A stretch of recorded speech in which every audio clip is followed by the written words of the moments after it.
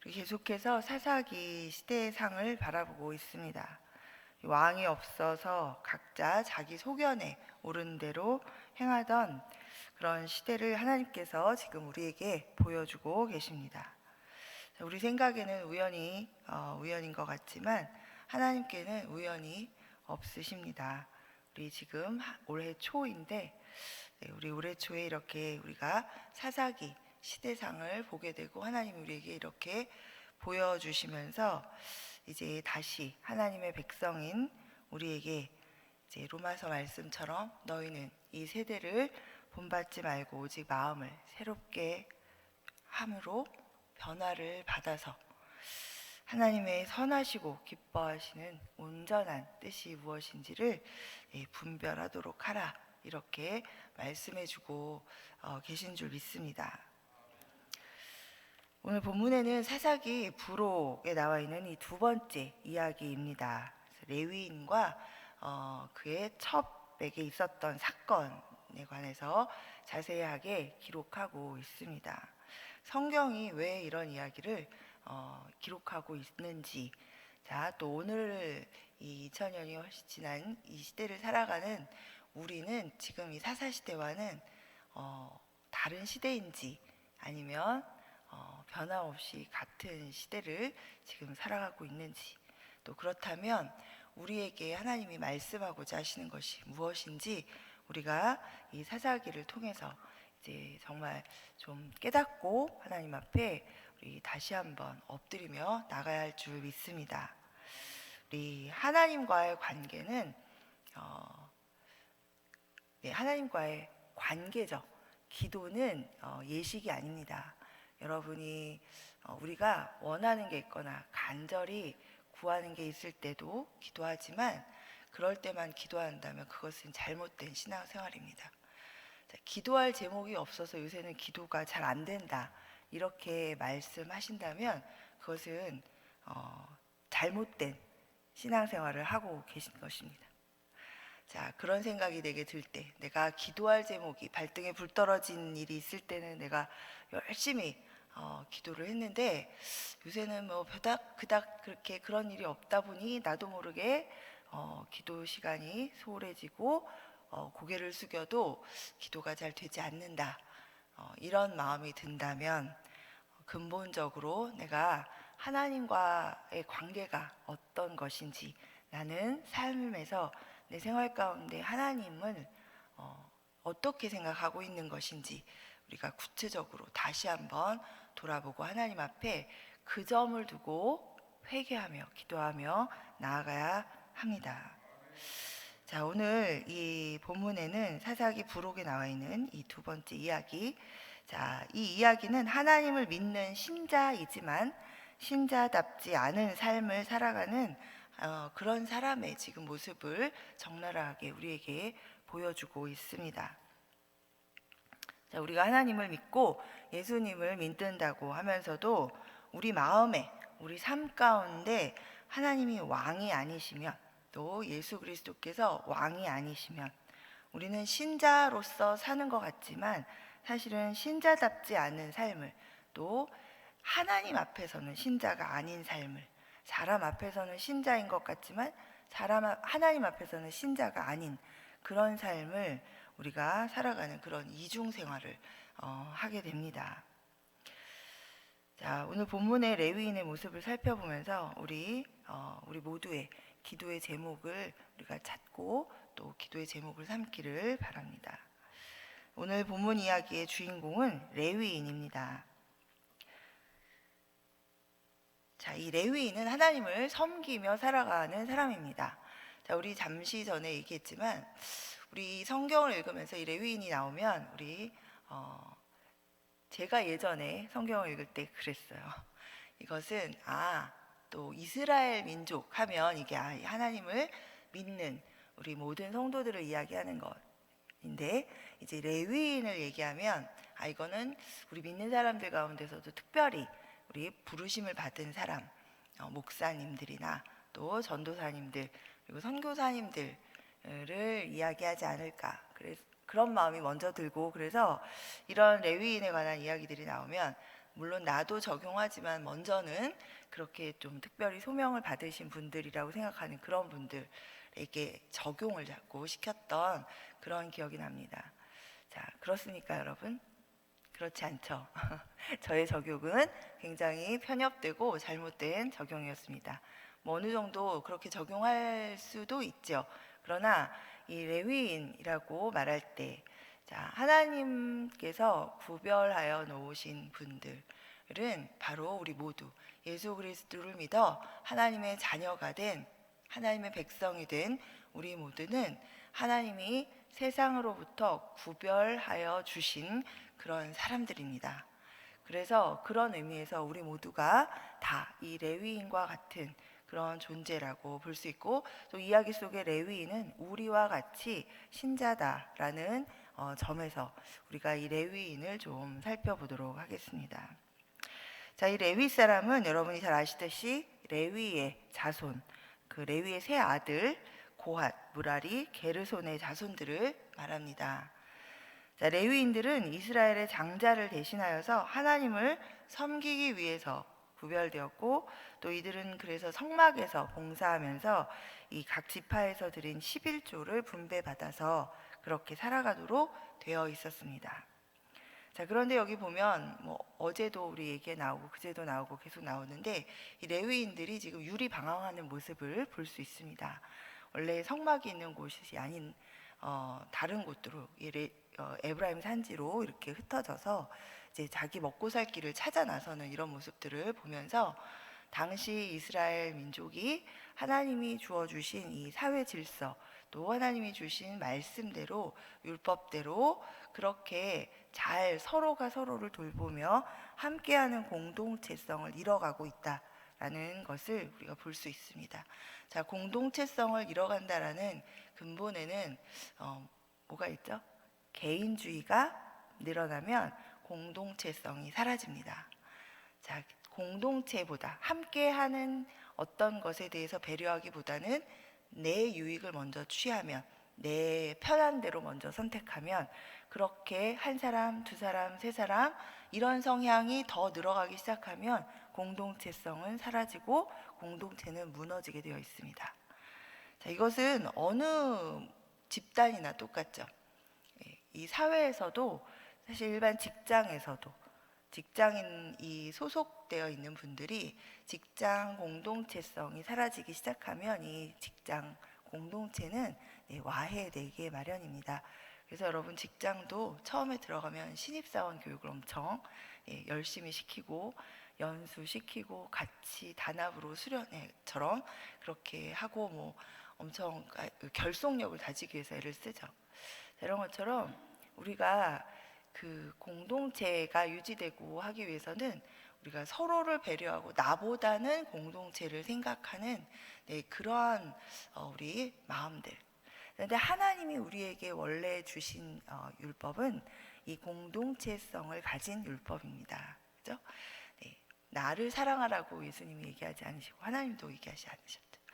하나님, 우리 공동체의 수장이신 하나님을 사랑하고 이웃을 나보다 내 이웃을 더 사랑하다 보면 서로가 서로를 그렇게 사랑하면서 강하게 결속되어지고 유지되어지는 것이 우리 하나님의 공동체입니다. 자, 그런데 지금 이스라엘, 이 하나님의 공동체를 대표하여서 보여주고 나타내서 본이 되어줘야 할 이스라엘 공동체가 지금 무너져 있는 걸 볼 수 있습니다. 자, 그렇다면 이 이스라엘 공동체를 이루고 있는 이 이스라엘 백성들 한 사람 한 사람의 성향이 지금 아주 개인화되어 있고, 자기의 유익, 나 편하고 내가 원하는 대로 나를 위해서 그렇게 모든 결정들을 내리며 살아가는 성향이 지금 팽배해져 있는 상황이었겠구나라고 우리가 추측할 수 있습니다. 자, 이 본문에 등장하는 레위인은 하나님을 믿는 신자이죠. 레위인이라는 자체, 자기의 정체성만으로도 이 사람은 신자로서의 요건을 갖추고 있습니다. 또 이스라엘 사람으로서 이 이방인과 자신을 구별하려는 그런 당시에 그 신자로서의 모습이 보입니다. 우리 본문 11절 12절에 보면 이렇게 기록하고 있습니다. 그들이 여부스에 가까이 갔을 때 해가 지려 하는지라 종이 주인에게 이르되 청하건대 우리가 돌이켜 여부스 사람의 이 성읍에 들어가서 유숙하십시다 하니 주인이 그에게 이르되 우리가 돌이켜 이스라엘 자손에게 속하지 아니한 이방 사람의 성읍으로 들어갈 것이 아니니 기브아로 나아가리라 하고. 자, 레위인은 이스라엘 사람으로서 이 이방 도시인 여부스에서 머물 수 없다고 단호히 자신을 구별하고 같은 이스라엘 민족인 베냐민 지파의 성읍이었던 기드온까지 갑니다. 자, 우리도 이런 모습으로 우리가 세상과 구별된 모습으로 살아갑니다. 신자로서 주일날 주일 성수를 하기 위해서 애쓰고 또 11조를 합니다. 당연하고 반드시 지켜야 합니다. 그런데 우리 보면 우리가 이런 이런 것으로 우리의 신자의 모습, 나는 믿는 사람이다라는 것을 위로하고 스스로 이렇다라고 생각하고 사는 경우가 대부분입니다. 그런데 실생활도 하나님 앞에 하나님의 말씀을 또 말씀 가운데 이야기하신 하나님의 뜻을 사실은 이루며 살아가야 하는 것이 우리 신자의 모습이죠. 자, 이 레위인의 이 행동과 삶을 좀 더 자세히 들여다보면 전혀 신자답지 않은 모습들로 가득합니다. 레위인이기도 하고 또 보면은 당시에 이방인과 교류를 하지 않고 있는 이런 신자답게 이방 도시에 들어가서 머물려고 하지 않는 이런 모습들을 보면 신자같이 행동하는데, 자, 실제로 이 사람의 이 행동들을 보겠습니다. 자, 보면 이 사람은 자기가 하나님을 믿는 하나님의 백성이라는 정체성을 망각하고 전혀 생각하지 않고 살아가는 사람처럼 보입니다. 자, 레위인인데도 불구하고 첩을 두었습니다. 우리 성경의 구약 시대에 보면 둘째 부인을 얻고 첩을, 심지어는 아브라함의 부인도 자신의 하인을 아브라함에게 첩으로 드리고 이런 일들이 나옵니다. 자, 그것이 여러분 하나님이 허용하신 일입니까? 아닙니다. 그죠? 자, 보면 사람의 결정으로 사람이 보기에 이렇게 합당하지 않은가 해서 결정한 일이었죠. 자, 아브라함에게 사라가 하가를 드리고 그리고 나서 또 첩을 취하게 하고 줄줄이 이런 일들 이후에 하나님께서 침묵하시죠. 아브라함에게 나타나지 않으십니다. 자, 우리 이 하나님은 한 남자와 한 여자를 지으셨습니다. 우리 모든 자연의 피조 세계를 하나님께서 이렇게 지으셨고 이것이 하나님의 질서이시고 하나님의 뜻입니다.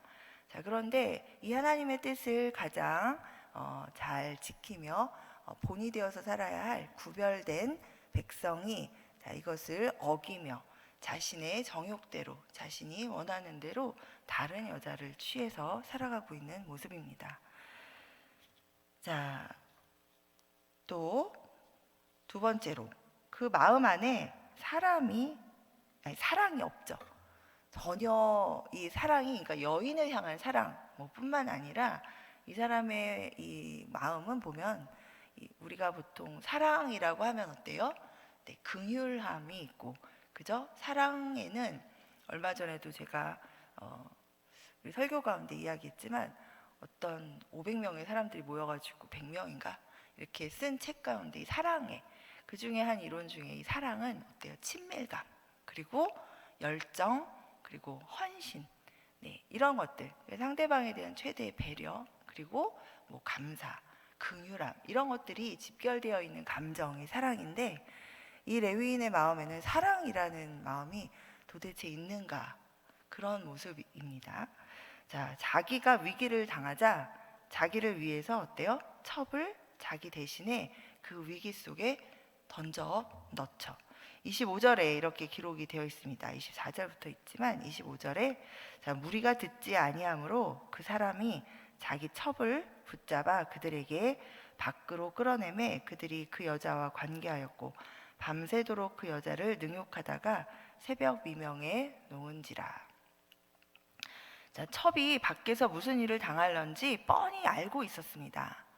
자, 이 뻔히 알고도 그는 첩을 자기 대신에 밖으로 던져주고, 그리고 자신은 이 노인의 집에서 이제 편안하게 잠을 자고 있었죠. 자, 이런 행동을 보면 처음부터 첩을 데리고 온 것도 한 여자를 사랑했다기보다는 자신의 정욕을 채우기 위해서 첩을 이게 다시 데리고 오고자 했던 그런 이기심에서 나온 것 아닐까, 우리가 이렇게 추측해 볼 수 있습니다. 자, 또 세 번째로 보면 끝까지 자기만 생각하는 아주 이기적인 모습을 볼 수 있습니다. 자신이 당한 일에 대한 이 분노와 복수심으로 아주 가득한 모습이죠. 우리 한국어 성경에는 시체를 문 앞에 이제 문지방에 널브러져 있는 첩의 시체를 이제 싣고 오는 것으로 번역이 되어 있지만, 이 원문의 성경에는 시체라는 단어가 없습니다.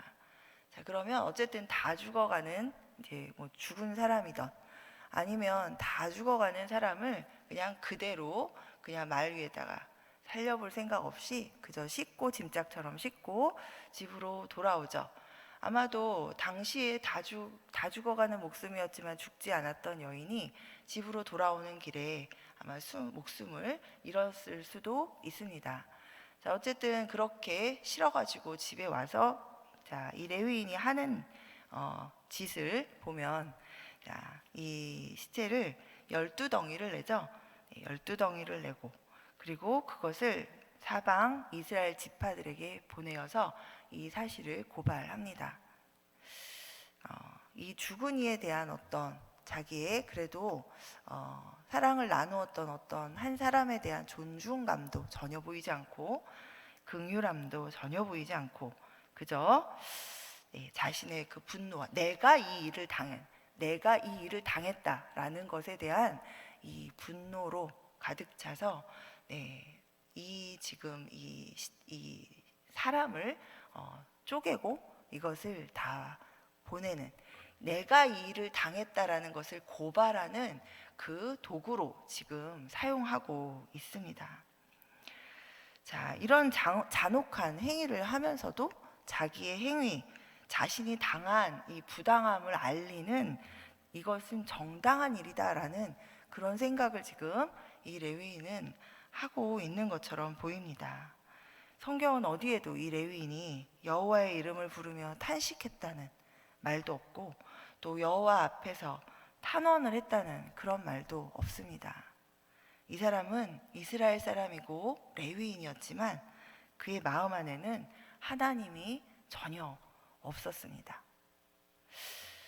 자, 성도 여러분, 우리도 이 레위인처럼 세상과 구별된 사람입니다. 제가 얼마 전에 오랫동안 교제했던 한 이제 다른 교회의 지체인데, 정말 하나님을 사랑한다고 봅니다. 사랑하는 지체입니다. 근데 이제 가끔 만나서 교제하는데, 그 젊은 부부를 만나서 제가 문득 이렇게 물었습니다. 요즘 아니면 지난 1년간 매일 예수님 생각을 하며 사셨나요? 예수님을 떠올리셨나요? 이렇게 질문을 했더니 그 젊은 부부가 매우 충격이라고 저한테 얘기하면서, 생각해 보니 말씀, 그러니까 기독교적인 진리를 어떻게 내가 삶 가운데 이루며 살 것인가 고민을 했던 것 같은데, 그리고 내가 늘 교회에 열심히 나가니까 어떻게 봉사를 하고 이런 생각은 늘 했던 것 같은데, 날마다 예수님을 떠올리면서 예수님은 나를 어떻게 보실까? 내가 이 일을 할 때 예수님은 뭐라고 하실까? 이런 생각을 직접적으로 하지 않으며 살았던 것 같다라고 그렇게 고백을 하더라고요. 그래서 우리도 사실 그럴 때가 많이 있습니다. 우리가 막연하게 교회 다니는 사람으로서 내가 어떻게 살아야 할까, 또 사실은 이 바쁜 세상 가운데 별로 생각을 요새는 못하면서 사는 게 사실 우리의 일상이 되어버렸는지도 모르겠습니다. 자, 우리는 예수님을 믿어서 하나님의 자녀가 되었고 하나님의 백성이 되었으니까 세상과 구별된 사람들입니다. 자, 그러나 오늘 본문의 레위인처럼 우리 안에 하나님이 왕이 아니시면, 왕으로 우리가 모셔서 이렇게 계시지 않으시면 우리는 신자처럼 보이지만 신자가 아닌 행동들을 나도 모르게 서슴없이 하면서 세상과 죄와 타협해 가다가 결국은 최악의 타락까지도 이렇게 떨어질 수 있습니다. 자, 교회에 다니면서 세금 보고를 제대로 하지 않습니다. 자, 남들도 다 그렇게 하니까, 자, 나만 손해볼 수 없으니까 남들 그렇게 하는 대로 하는 거 괜찮다라고 생각하면서 합니다. 교회 다니면서 자기를 위해서는, 나를 위해서, 또 내 가족을 위해서는 한 끼 식사, 또 옷 한 벌, 그리고 좋은 신발 사는데 100불, 200불이 아깝지 않습니다. 그런데 지나가다가 신호에 멈춰서 지나가는 홈리스한테는 우리가 5불, 10불, 20불 지폐는 아까워서 지갑을 못 열고 동전이 없으면 못 본 척하고 그냥 지나갑니다. 또 교회 다니면서 교회 안에서든지 직장에서든지 우리 어떤 관계에서든지 누가 내 자존심을 건들거나 나에 대해서 뭐라고 얘기해서 그것이 내 마음을 불편하게 한다면, 그런 말을 했다는 게 들리고 그런 행동을 내가 당하면 분해서 잠이 안 옵니다. 다른 사람에게 실컷 그 사람 욕을 해주고, 자, 그리고 나서도 분이 안 풀려서 이거를 어떻게 하면 도로 갚아줄까 고민하게 됩니다. 자, 우리도 모르게 이런 레위인과 같은, 오늘 사사기 시대에 살던 레위인과 같은 그런 모습으로 우리가 살아가고 있는지도 모르겠습니다. 우리 큰 모습을 보면, 겉으로 보면 우리는 다 하나님 잘 믿는 신자 같지만 우리 마음 안이 썩어서 정말 회칠한 무덤처럼 겉은 하얗지만 속은 시체 썩는 냄새가 나는지, 우리가 우리 자신을 하나님 앞에 들여다보면서 우리 말씀 앞에 회개하며 나아갈 수 있는 것이, 하나님이 그런 기회를 우리에게 주시는 것이 우리에게 은혜인 줄 믿습니다. 우리 하나님을 믿는다고 하면서도 그저 나밖에 모르고 내 상처만 아프고 다른 사람은 안중에도 없는 그런 모습, 또 나는 십자가의 은혜로 구원받았다 하는 기독교인인데, 그런데 나는 은혜를 다른 사람들한테 베풀지 않으면서 살아가는, 악착같이 나와 내 가족을 위해서 그저 악착같이 살아가는 그런 모습, 또 다른 사람을 위해서 내가 손해보는 일은 절대로 있을 수도 없고 있어서도 안 되는 것이 당연하고, 그리고 내 자식한테도 절대로 그렇게 살면 안 된다라고 가르치는, 근데 그런 강팍한 마음을 정당하다라고 생각하는 그런 마음, 시체를 12덩이 낸 레위인처럼 우리는 칼을 들진 않지만 이 혀의 칼로 이렇게 다른 사람들에 대해서 아주 조목조목 비판하면서 난도질을 하는 그런 말의 행위, 또 이런 모든 것이 다 우리가 하나님을 믿는다 하는 신자인 것 같지만 마음 안에는 하나님이 왕이 아니시면 하게 되는 그런 불행한 크리스찬의 모습입니다.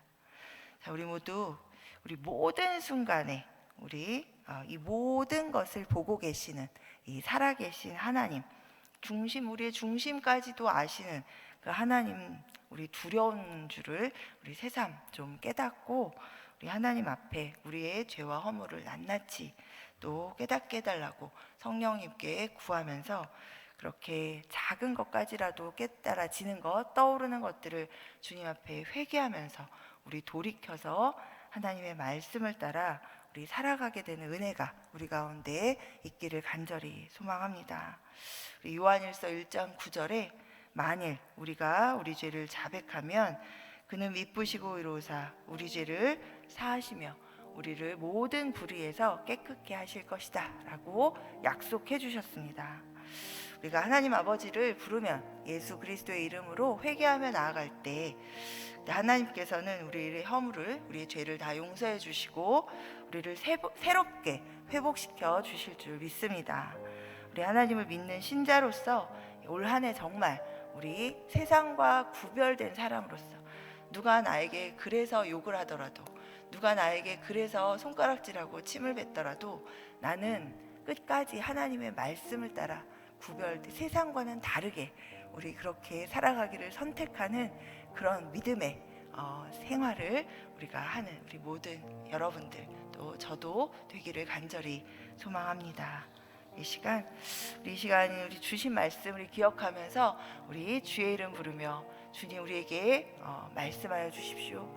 우리의 마음이 회개할 수 있도록 우리의 심령을 주님 성령의 담비로 적셔주시고 하나님 앞에 거룩히 주님 회개하며 나아가 거룩하게 주 앞에 나아가 정말 거룩한 신자의 삶을 살아갈 수 있도록 주님 도와주시옵소서. 우리 이렇게 주의 이름 부르며 나아가겠습니다.